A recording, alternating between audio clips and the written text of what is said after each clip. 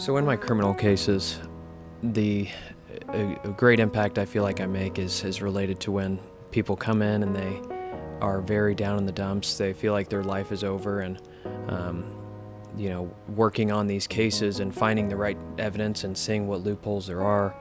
It's really refreshing to be able to see light come back into people's eyes. They think their life is not in fact over, that they can continue on and hopefully lead good lives once they get their charges dismissed, or once they enter into a sort of plea deal or what have you.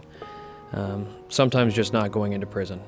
That's what these people are going after, of course. Working in the agricultural field, which is the nursery, you have to work regardless. It doesn't matter what the weather's like, doesn't matter how you feel.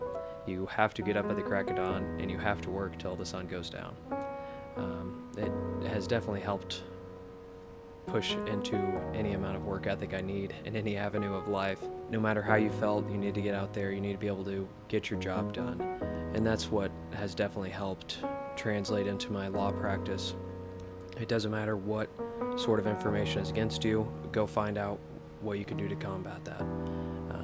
Just like in the nursery, if a plant starts dying, you better figure out why, or else you're going to lose your entire crop. Among the work ethic, it's helped me work with people. There's tons of different people that used to come into the nursery, and among that and working non-stop, it just has definitely helped me. The schedule and the just the routine of it all. So I was not like the normal student, and I drove to school regardless of where I lived. So for 2 of my years while I was at law school, I was traveling 4 hours a day to get to school and back. But it also helped towards seeing the light at the end of the tunnel. It was always get to the end of this so I don't have to drive anymore. But as it relates to the schoolwork, law school teaches you about logic, and it teaches you about how to analyze situations. There's nothing specific about like you learn this law and now you know it all. No, it's like this: if the legislature changes, you look for these key elements, and you use that throughout your entire law practice.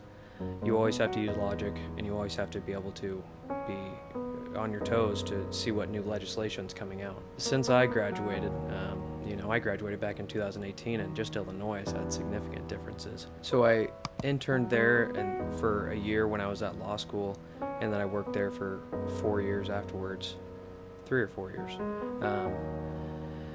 They are a fantastic firm. They've been around since the 1800s. It really showed me what a law practice needs to be like to withstand any storm that comes up against it. So it taught me a lot of valuable lessons about how law practices can be ran, and I've applied those towards how I run my practice. They are well renowned in the area, and they've managed to keep their name, throughout all these years. So I definitely value the training I received from Craig & Craig. Absolutely. So that year, it was whether I wanted to continue down the route of being a partner at Craig & Craig, or whether I wanted to start my own law firm. My dream was always to start my own law firm. I went to law school to start my own business.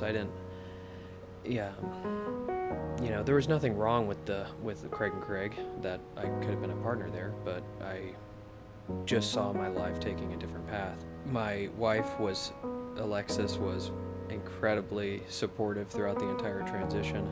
She always had questions that I often didn't have answers to, but that's exactly what I needed at the time. And she made the scary situation a little bit more scary and sometimes, and a little less scary other times. So I'm definitely happy that I did do it.